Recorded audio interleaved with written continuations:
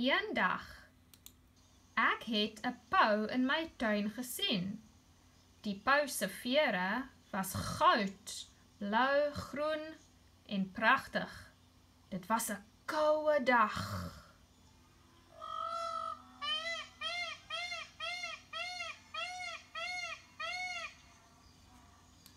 Dis die geluid van die pou. 'n Pou is a peacock. I wonder how many of you have seen a peacock in real life. My story said, one day I saw a peacock in my garden.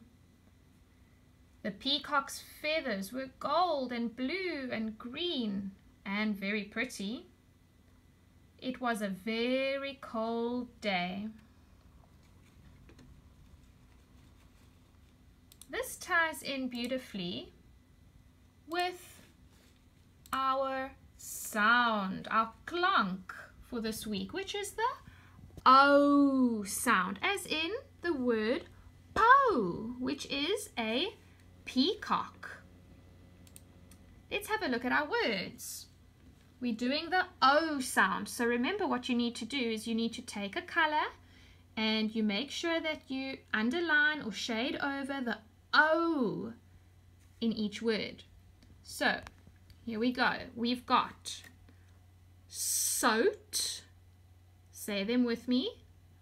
Goud, hout, pou,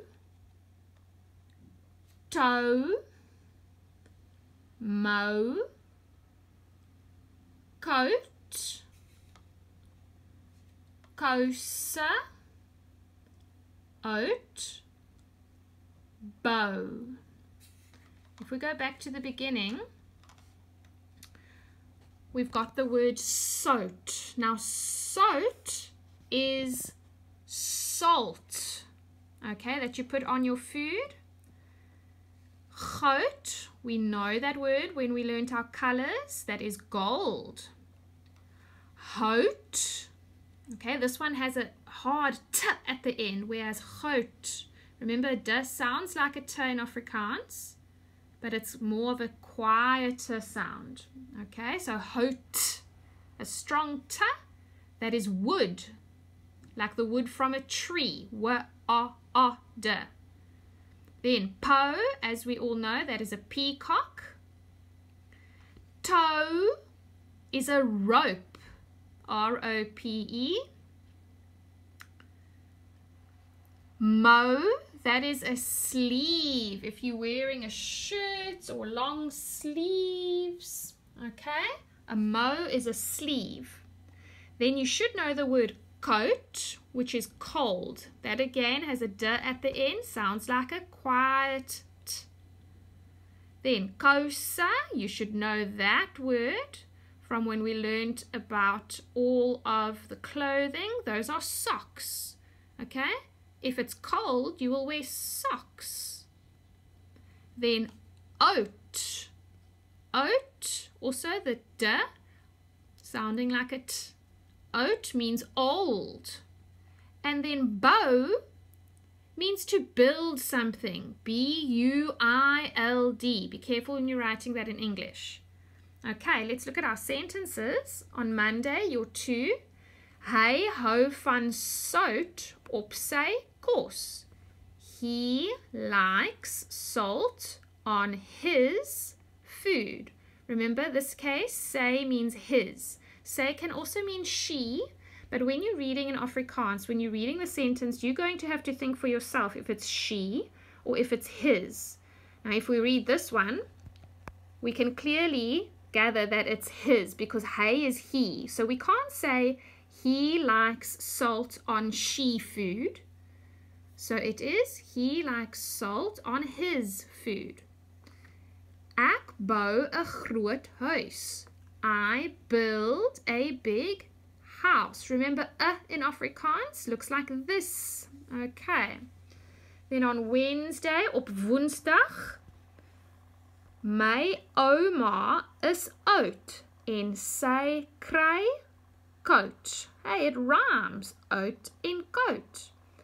My granny or grandma is old and she, now in this case, say is she, kry koud, she gets cold. All right. In this case, say can't be his. We can't say my granny is old and his gets cold. That makes no sense. So say is she in this case and say is his in that case. Perfect examples of the two differences. Paul dra sy skoene en sy kouse. Paul wears his shoes and his socks. Right, so all about the O this week. What you're also going to need to do are 2 worksheets. Let me just get them up for you to show you the worksheets you're going to need to do that are part of the O for this week. Okay, the first one looks like this. Lees die woorde, read the words. And you're going to need to match which Afrikaans word goes in which position. All right, and then the next one, voltooi die sinne met die korrekte woord.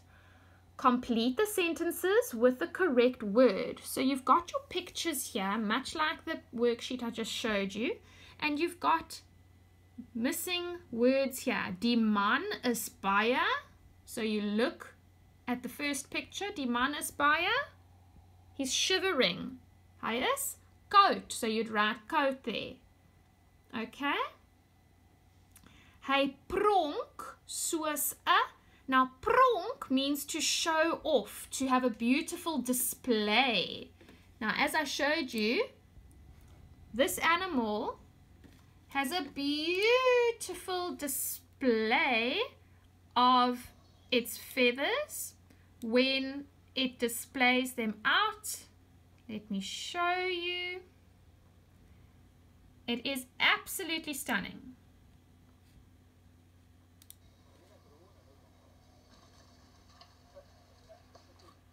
How beautiful is that? Okay, so peacock shows off. Okay? Pronk is the word. Then ek dra something met skoene. I wear something with shoes. Hy kap die. He chops the something. All of these words are from the pictures and from the list. Die ring, the ring, is van something gemaak. Now, gemaak is the past of maak, which means make. Now, gemaak would be to when you made something. So, the ring is made of something. Okay, in Afrikaans, sometimes the word order is a bit different to how you would say it in English. So, this one is a bit different. The ring is made of something. Ek hou van something op my skyfies. Now, Mrs. Waddle, I have taught you hou van means to like something. I like something on my chips. Skyfies are chips. Okay, yum, yum, yum. Daar is 'n something om die hond se nek. There is a something around the dog's neck. Remember that word se in Afrikaans is meaning that it belongs to the dog. The neck belongs to the dog. The dog's neck. Die hemp het net een something. The shirt only has one something.